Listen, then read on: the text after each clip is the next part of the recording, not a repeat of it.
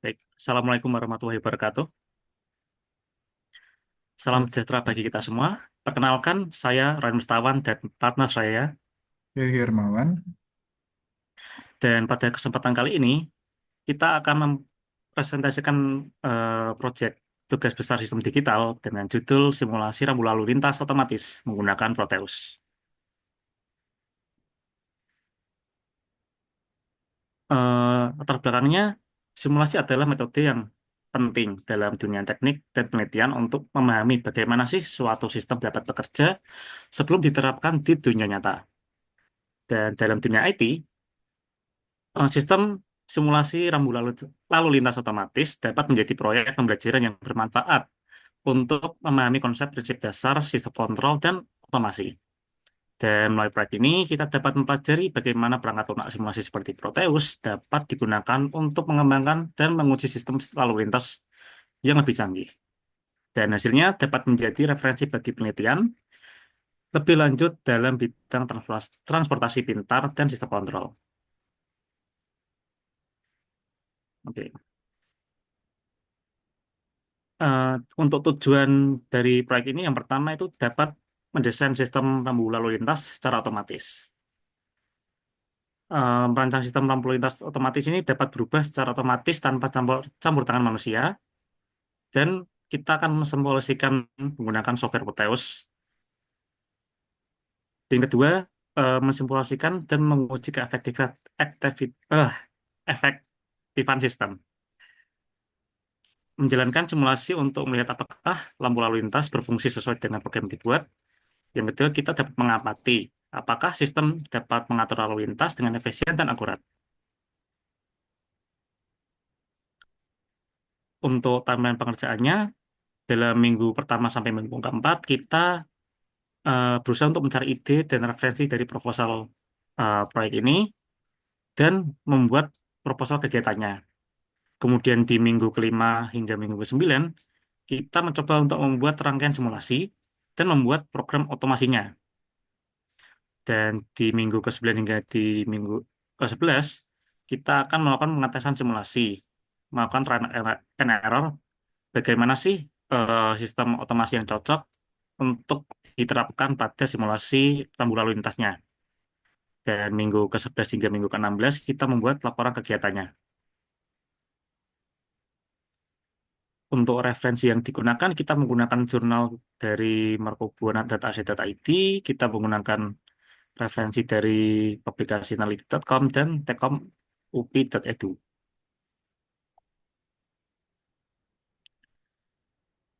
Eh, untuk software yang digunakan, kita menggunakan dua software. Yang pertama ada Proteus, yang merupakan software simulasi rangkaian elektronik yang digunakan untuk mendesain dan menguji sirkuit digital dan microcontroller. Dan yang kedua ada Arduino IDE, software yang digunakan untuk menulis dan mengunggah kode ke microcontroller seperti Arduino Uno untuk memprogram logika pengaturan lampu lintas dalam simulasinya. Untuk input output yang digunakan antara lain yang pertama ada Arduino Uno dan yang kedua ada traffic light. Untuk desain rancangan simulasi awal, kita membuat persimpangan jalan seperti perempatan dengan menaruh 4 buah traffic light di masing-masing jalannya.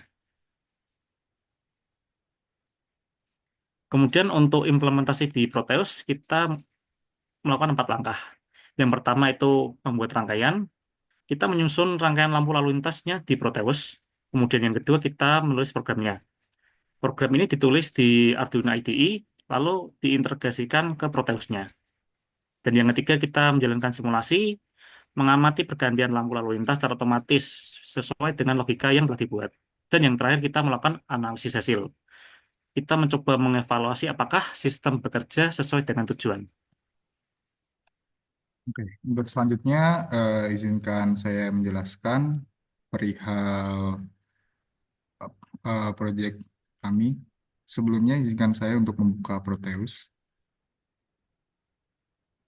Ya, sudah terlihat.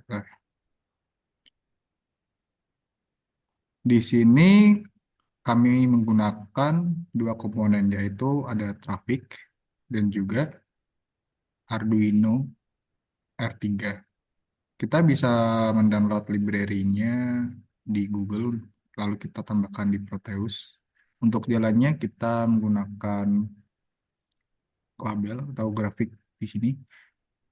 Lalu selanjutnya setelah kita menyusun rangkaian ini, kita bisa mengklik dua kali Arduino-nya, lalu kita memilih program yang telah kita susun.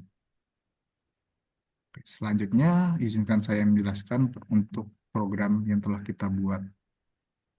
Pertama, kita mendefinisikan setiap lampu lalu lintas yang telah kita buat. Di sini ada S, E, N, W, seperti mata arah angin seperti south, east, north, dan west. Di sini kita melakukan konfigurasi pada pin yang ada. Semua pin yang telah kita definisikan, kita konfigurasi sebagai output. Ini memungkinkan kita untuk mengontrol nyala dan matinya lampu tersebut. Lalu di bawah sini ada pengulangan. Di sini selatan mendapatkan lampu hijau, sementara eh, arah lain mendapatkan lampu merah. Begitu juga seperti sebelumnya, timur mendapatkan lampu hijau, sementara yang lain lampu merah. Begitu pula untuk kedua yang lainnya. Selanjutnya untuk fungsi. Di sini lampu hijau menyala selama 5 detik. Lalu setelah lampu hijau mati, kita menyalakan lampu kuning. Lalu setelah jeda selama 1 detik, lampu kuning mati, lalu lampu merah akan menyala. Oke, selanjutnya kita masuk ke demonstrasi. Kita masuk kembali ke Proteus, lalu kita run. Oke, di sini lampu yang short menyala hijau, lalu kita tunggu selama 5 detik kan.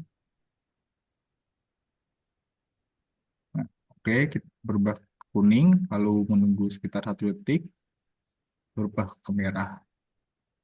Oke, lalu lampu di timur akan menyala ke hijau. Begitu juga hal ini akan bergantian terus-menerus karena kita menggunakan script looping.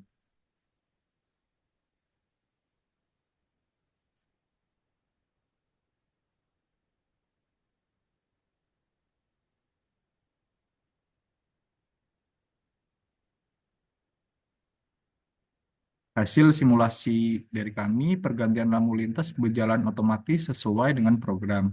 Waktu nyala setiap lampu dapat kita sesuaikan di script Arduino kita. Sistem bekerja dengan baik dalam simulasi Proteus.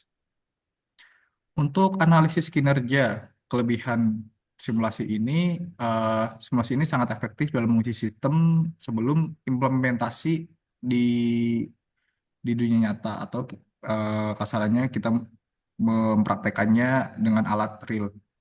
Yang kedua, kita dapat memodifikasi sesuai dengan kebutuhan lalu lintas yang berbeda.